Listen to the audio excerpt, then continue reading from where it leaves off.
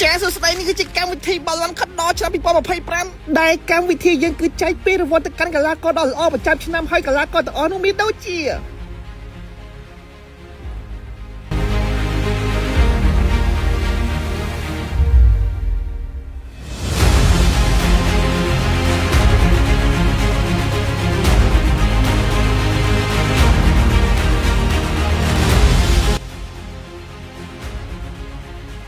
បាទសូមវិតាកុំងឿឆ្ងល់សោះអាមកក្បាលចុងក្រោយនេះគឺជាបែកភាពដែលប្រជាជនកម្ពុជាស្អប់ច្រើនជាងគេបាទ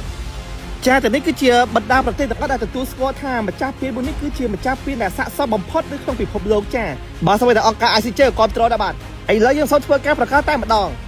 អាងៅសូមវិតាប្រកាសតែម្ដងបាទ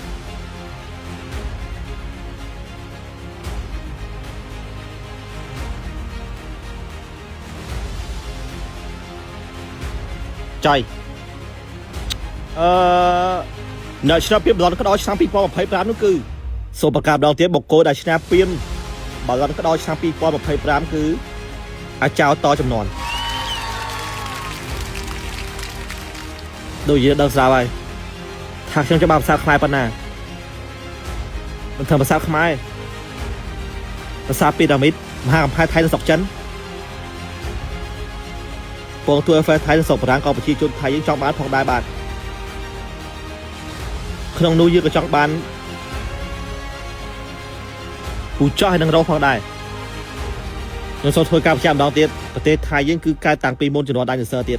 ផែនដីកើតមកភ្លាមប្រជាជនថៃនៅប្រាយយកហ្មងផែនដីបង្កើតមកគឺមានតែប្រជាជនថៃយើង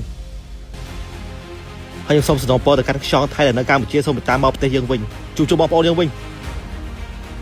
ហើយមកទៅផ្ដល់ ICJ ទៅអញមិនហ៊ានទៅទេហើយបើចង់បាញ់គ្នាបាញ់បានតែយើងបាញ់នៅ PUBG តែប៉ុណ្ណោះ